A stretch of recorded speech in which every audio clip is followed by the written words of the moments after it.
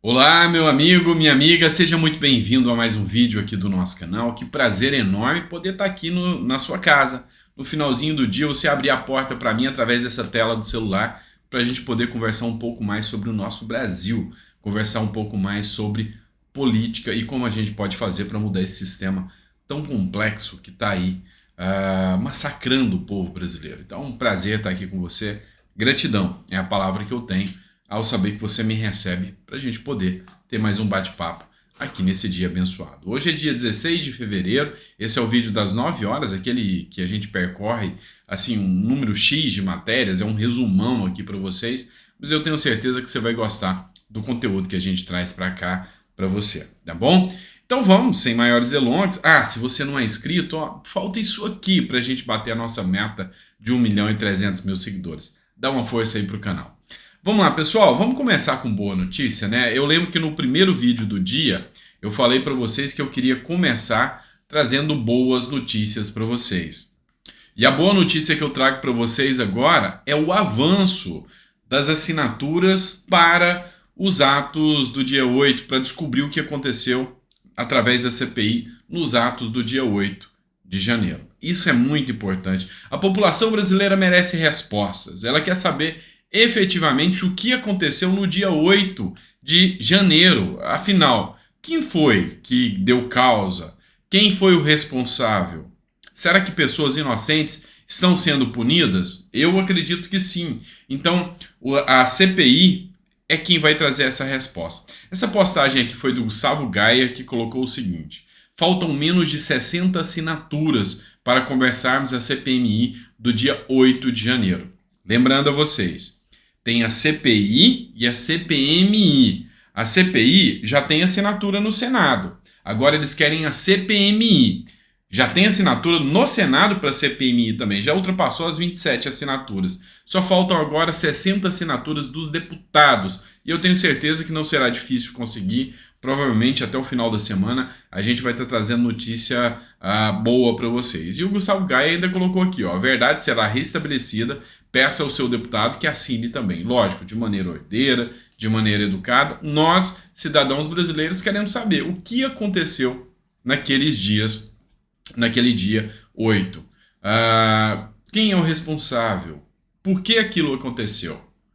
Quem está se escondendo? Quem prevaricou? A gente quer saber. Mas a gente quer saber mesmo. Agora é uma questão de honra do povo brasileiro. Vamos lá, pessoal. E ainda continua com notícia boa. Bora lá. Vamos falar do senador Girão. Para mim, um dos melhores parlamentares que existem dentro do Congresso Nacional. Se me perguntar, de pronto eu respondo senador Girão. As falas dele foram animadoras. Dá uma olhada no que ele falou. É fértil o terreno para a direita no Brasil, diz senador Girão. Acredito que esse momento vai ser muito promissor e o Brasil vai ter a oportunidade novamente de ter uma direita. Eu concordo em número, gênero e grau. Essa publicação aqui foi feita no Instagram do Partido Novo, tá? Que colocou essa publicação aqui falando do senador Girão.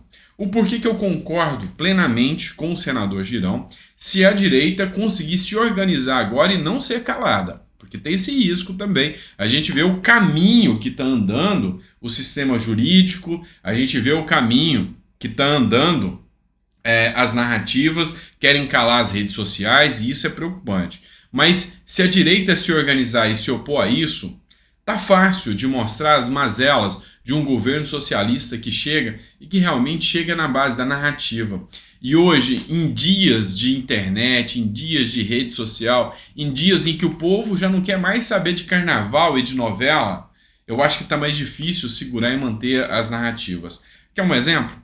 A Vera Magalhães hoje estava dando a entrevista no Jornal Cultura.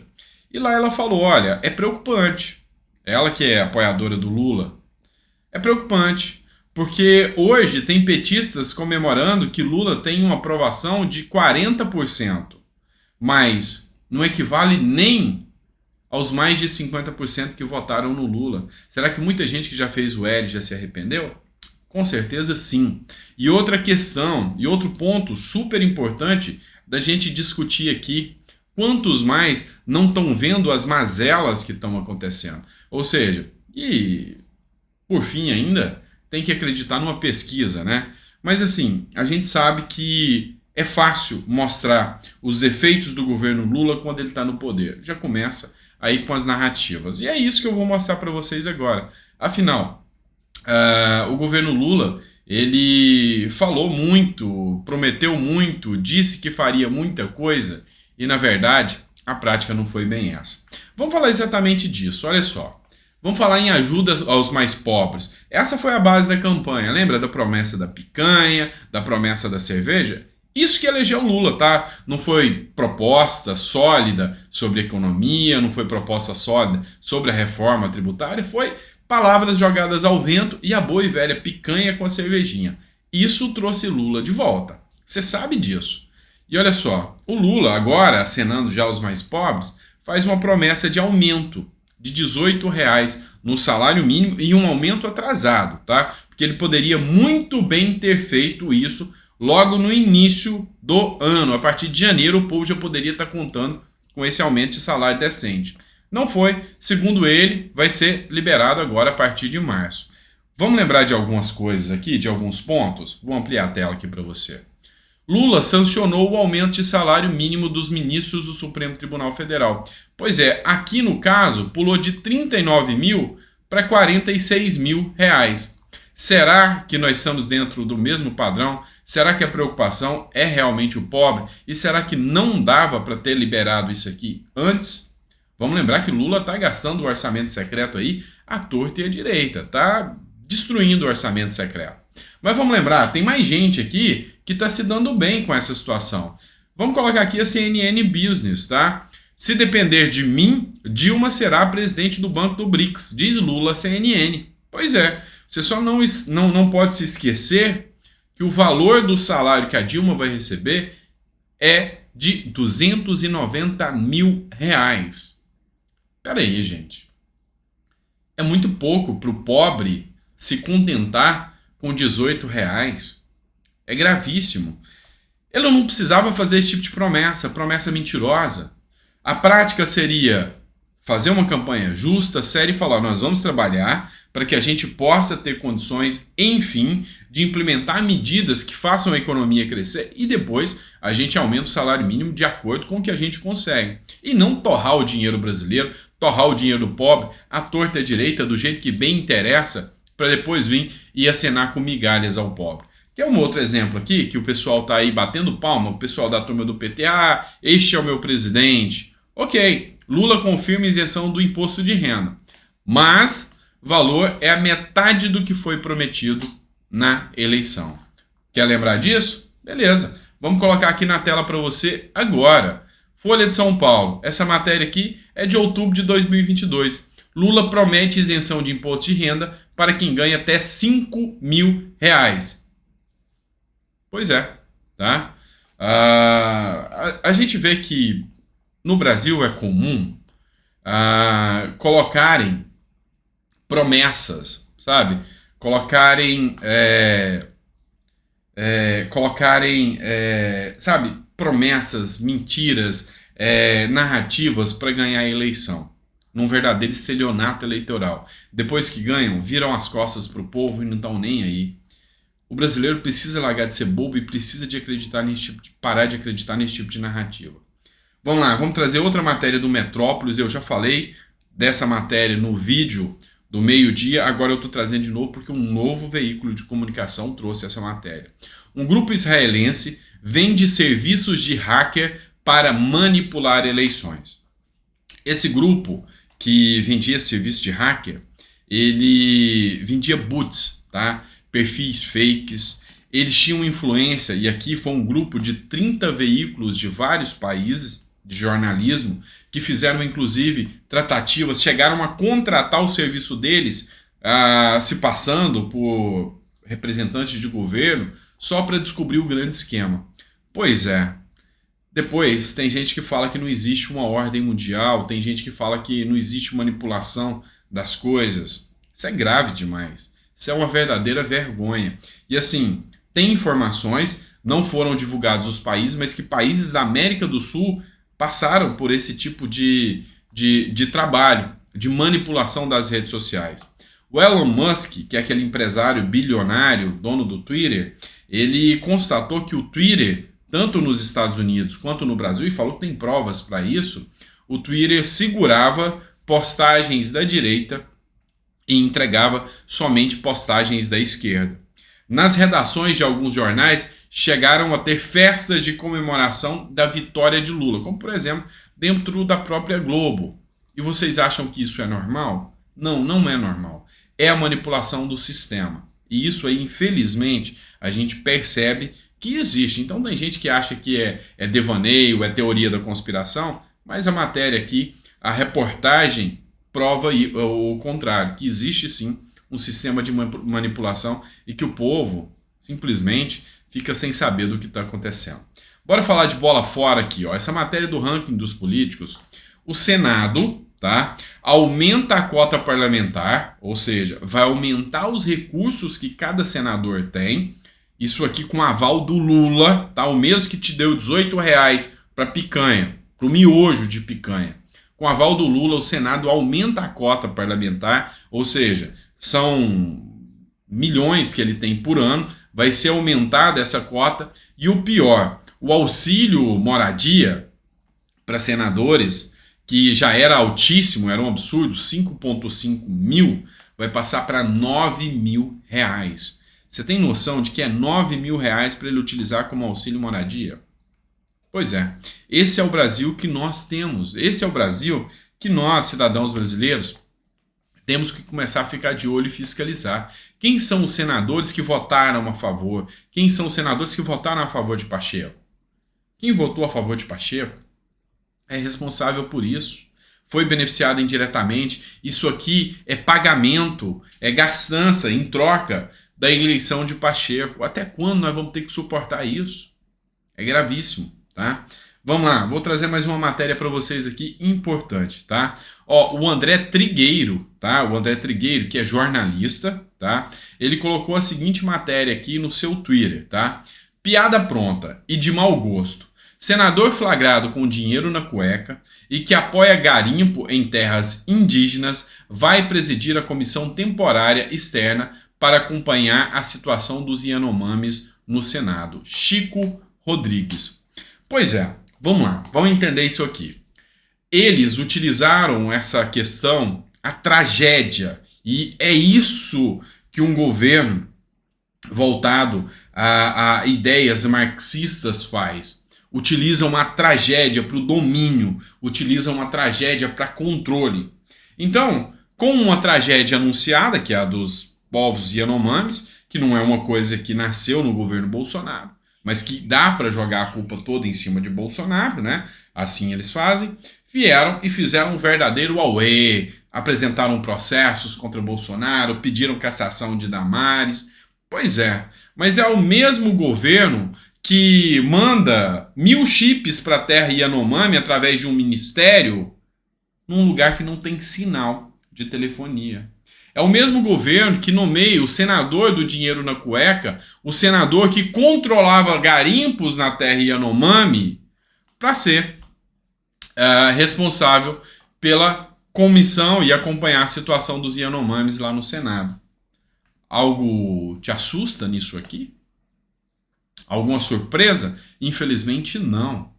Sabe o que vai acontecer com os Yanomamis? Vão continuar na miséria, vão continuar na tragédia. E daqui 3 ou 4 meses a narrativa não serve mais, já acusaram Bolsonaro, o discurso acaba. Aí a mídia esquece dos pobres Yanomamis, a mídia esquece daquelas pessoas famintas, das crianças que morrem, e fica por isso mesmo. Porque durante mais de 30 anos eles ficaram calados.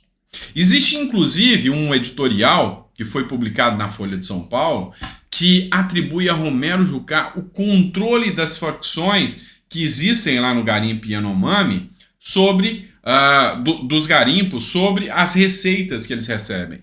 E vamos lá, Romero Jucá, durante o período que ele era parte do governo Dilma, ele controlava o garimpo na terra Yanomami e tudo se mantia na mais perfeita e incólume miséria e tragédia Yanomami. E ninguém falava nada. Agora, com a nomeação do senador do dinheiro na cueca, pois é. E aí? Mostra que não é que é tudo uma mera de uma narrativa, né?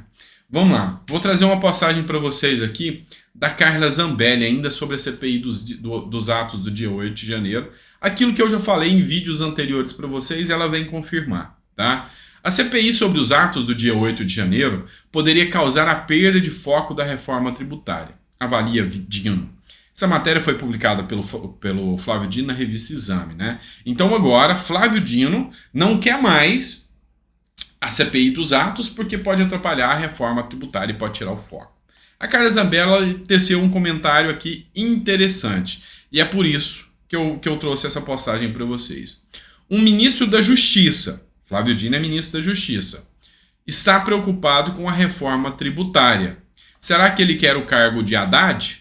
Ou só é cagaço de encontrarmos a verdade? Pois é, não é atribuição, não é pauta, não é justificativa do ministro da Justiça a reforma tributária. Isso é pauta do Ministério da Fazenda.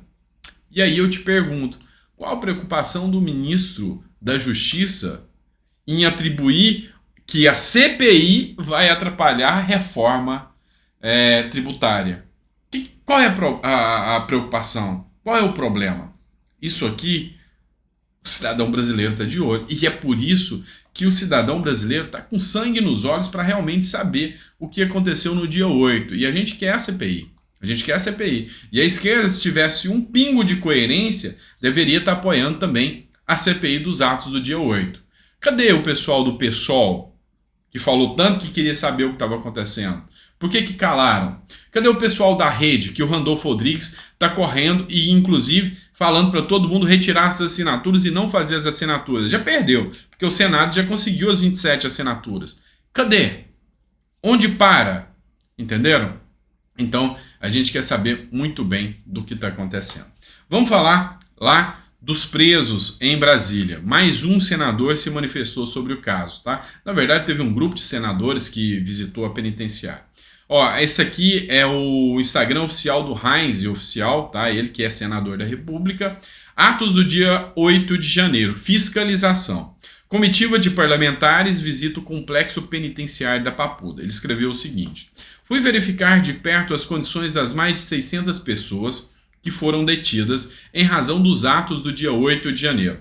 Difícil demais. Estamos falando de pessoas que nunca pisaram numa delegacia e foram vinculadas a atos políticos e ainda em investigação. Entendo que a prisão preventiva é um excesso. As condições humanitárias não estão sendo respeitadas. Senadores começando a fazer várias denúncias de violação de direitos humanos, condições básicas, condições humanitárias não respeitadas. Isso aqui vai repercutir ainda na imprensa mundial. Isso aqui, o mundo ainda vai ver que o Brasil, de uma democracia, está se esvaecendo, está se perdendo, está cometendo violações de direitos humanos em troca de uma narrativa, em troca de um discurso que já não cola mais com grande parte da população. Não tenham dúvida disso. E eu vou mostrar para vocês o porquê que não cola, porque a imprensa caiu na descredibilidade. Esse mesmo ato que foi dos senadores terem ido lá questionar o que está acontecendo na Papuda, olha só o que a revista Isto É, gente. Dá uma olhada. A revista Isto É traz. Parece uma postagem de um blog de algum ativista. Olha só. Nicolas Ferreira defende golpistas e é detonado por Samia Bonfim na Câmara. É detonado por Samia Bonfim na Câmara. Isso aqui é o nível da reportagem de uma revista com milhões de fundos, como é Isto É. Dá para você entender o nível moral que a imprensa brasileira se encontra hoje? Nicolas Ferreira foi e denunciou, inclusive, violações de direitos humanos que as pessoas estão passando. Pois é. E onde que para isso? Para numa matéria de jornal fazendo chacota, por quê? Porque quem está preso hoje, em tese, são as pessoas da direita, né? Em tese, não esqueçam disso. É grave, não é? É grave. Bora lá. Mais matéria que eu trago para vocês agora. Essa aqui é uma matéria do Estadão. Inadimplente pode perder a CNH, passaporte e ser barrado em concurso público, decide o STF. Tá? Vamos lá. Pessoas que estiverem inadimplentes, ou sejam, com dívidas em atraso, poderão ter apreendido os documentos como passaporte, carteira nacional de habilitação, além de serem impostas além de serem impossibilidade de participar de concursos públicos e licitações. O plenário do Supremo Tribunal Federal decidiu no último dia 10 ser constitucional o dispositivo do Código de Processo Civil que autoriza o juiz a determinar medidas coercitivas que julgue necessária no caso de pessoas inadimplentes. Essas apreensões e restrições seriam efetivadas por meio do cumprimento de ordem judicial. Ao julgar o tema, a maioria do plenário acompanhou o voto do relator, o ministro Luiz Fux, em Fux v. Trust. Tá? Ainda é uma pequena luz, não vou falar 100%, mas uma pequena luz que vem ponderando algumas coisas. Então aqui, o que ele fez? Ele, de certa forma, ele amenizou o impacto, tá? E eu vou explicar para vocês o porquê. O relator concluiu que a medida é válida, desde que não avance sobre direitos fundamentais e observe os princípios da proporcionalidade e razoabilidade. Ainda não vou falar que essa é uma decisão correta, na verdade não é. Em um país onde a maioria dos brasileiros está super endividada, não tem condição para nada. Em um país onde nós temos um ministro da Fazenda, que é o Haddad, que vai para um fórum mundial, que é Davos, tá? Lá em Davos, ele participa desse fórum e ele tinha que falar dos atrativos econômicos do Brasil. Sabe o que ele fala lá? Tirar o nome do SPC e Serasa. Por quê? Porque o povo está super endividado no Brasil. Então, num país onde 70% das pessoas no país têm dívidas e, salvo engano, não posso confirmar os números, 40% já estão inadimplentes. Como é que você autoriza a prender CNH e passaporte? E, Guiçá, vamos falar do direito e da liberdade de ir e vir. Aqui na decisão, o juiz, o ministro Fux, ele deu uma amenizada, é onde eu falei aqui, porque ele fala o seguinte: desde que não viole princípios fundamentais. E o princípio de ir e vir, ele não é fundamental? Ah, tá bom, então você vai me dizer que ao tirar a carteira de habilitação de uma pessoa, ele pode usar outra forma. Isso é violar da mesma forma. O deputado Kim Kataguiri, tá? Ele falou que é um absurdo o que está acontecendo aqui, mas entrou com um projeto para reverter a decisão do STF. Então, assim, a questão agora é entrar com um projeto legal, é Arthur Lira atuar, é andar, é pressionar, porque isso aqui tem que ser revertido. Isso é uma aberração jurídica, isso é teratológico, essa decisão do STF. Viola, sim, nitidamente o princípio, o direito de ir e vir. Entenda, o direito de ir e vir, ele não é que não pode ser extinto, ele sequer pode ser violado, ele pode ser limitado. Entenda uma coisa, não haverá prisão civil por dívida no Brasil, isso é nítido, e nem uma sanção tão grave que possa equiparar uma prisão. Pois é, às vezes você precisa sair do Brasil, seja para qualquer eventualidade, e você está devendo. Você está preso aqui no Brasil, é uma prisão sem grades. Está errado, essa decisão é equivocada, foi amenizado pelo ministro Fux, mas ainda é algo gravíssimo. Vamos falar aqui sobre orçamento secreto e a vergonha que isso se tornou, a vergonha inclusive para o presidente Luiz Inácio Lula da Silva. O Glaucon Braido, que é deputado, ele fez a seguinte postagem, e eu achei interessante. A Folha de São Paulo fez uma postagem onde fala o seguinte: governo Lula abre mão da verba para Lira distribuir até a deputados da oposição, ou seja, compra de deputados nítida e claramente. Vamos lembrar da fala do Lula, que falou que o orçamento secreto é tão indecente quanto um mensalão, tá? Que talvez pode ser até o maior escândalo de corrupção da história. O Lula entende disso e ele já está sabendo utilizar bem o orçamento secreto para comprar a sua turma. O Glaucon Braido escreveu o seguinte: a fala do Lula é o que a maioria dos políticos brasileiros fazem em período eleitoral. Prometem tudo para se eleger, mas quando chega na hora de cumprir, sofrem de uma estranha amnésia. Pois é. Vamos assistir só esse trechinho aqui que vale a pena. Confrontar essa história do orçamento secreto, mas nós vamos pegar o orçamento e vamos mandar para o povo dar opinião para saber o que ele quer efetivamente que seja feito, para ver se a gente consegue o poder de sequestro que o Centrão fez no presidente Bolsonaro.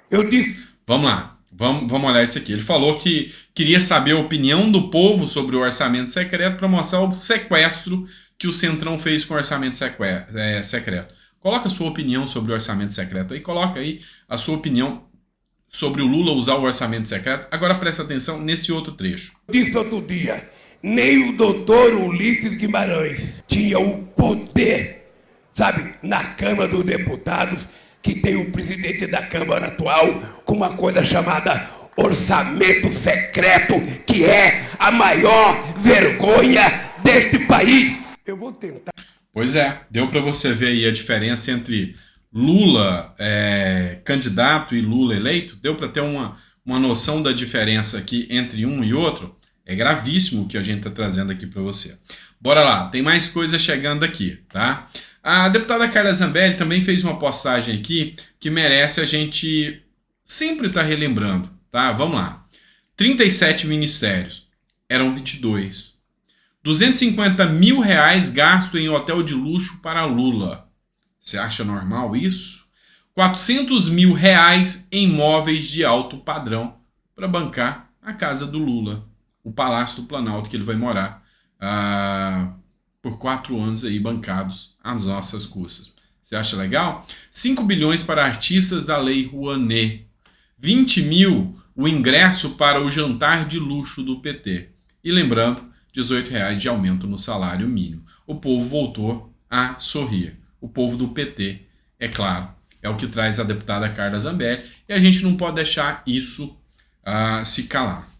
O deputado Deltan Dallagnol está batendo um bolão e eu estou trazendo sempre as postagens dele, tá? Ele postou isso aqui no seu Instagram e colocou o seguinte: ontem Haddad espalhou fake news ao dizer que não havia fome no Brasil, nem criança no sinal de 2003 a 2010. Haddad fez isso para maquiar a verdade sobre o governo Lula. Dados da época mostram que 11,2 milhões de pessoas passaram fome.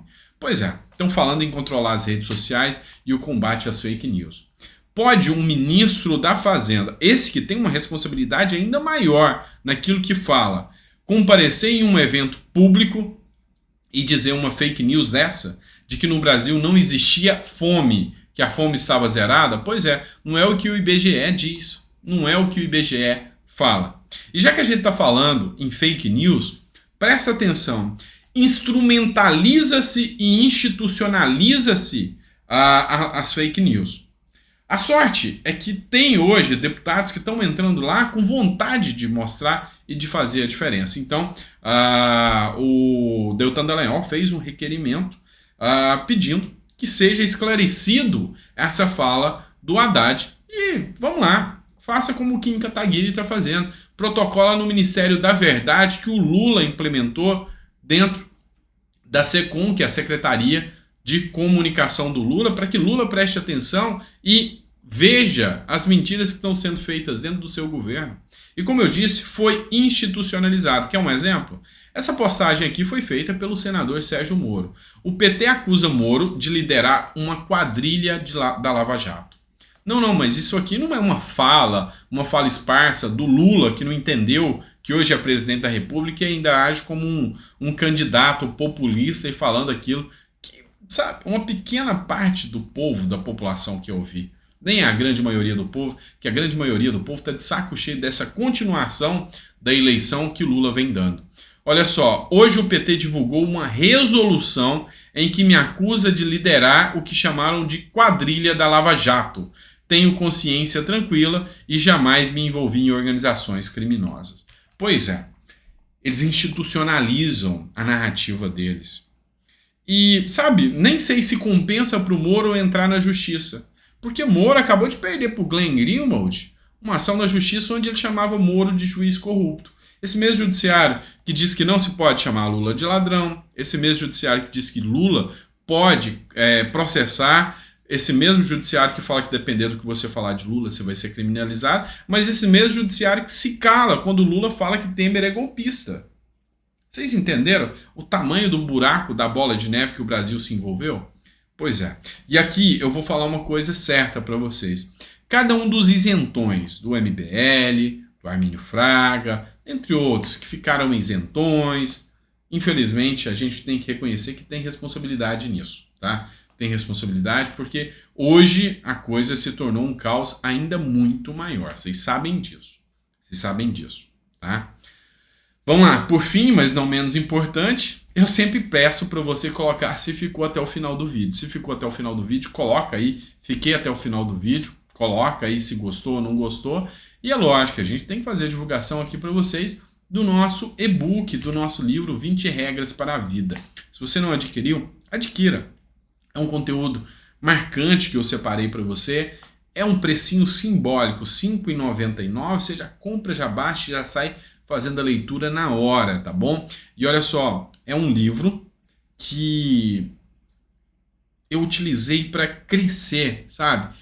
Para que eu pudesse evoluir como pessoa. E eu quero transmitir isso para você. Tem muita gente que pede ajuda através de Pix para o canal, né? Não, eu quero trazer algo bom para você. E outra, já estou escrevendo mais livros para você, porque eu quero compartilhar cursos, livros, tudo a preço simbólico. Tudo a preço simbólico. E se você puder ajudar o canal, adquira o nosso e-book. E também, eu sei que você vai gostar da leitura, o feedback de quem já leu tá muito, muito legal, tá bom? Um grande abraço para você, fique com Deus. Amanhã às 9 horas, se o Papai do Céu permitir, a gente vai estar aqui com vocês trazendo mais informações. E detalhe, tem muita gente falando que o nosso canal se tornou a maior fonte de informações das pessoas, porque a gente é direto, objetivo, e a gente abraça um monte de pautas, te deixa atualizado para que você entenda um pouquinho a mais de cada pauta. A gente não fica enrolando você, a gente realmente te deixa bem informado aqui através do nosso canal, tá bom? Um grande abraço, fica com Deus e até o próximo vídeo.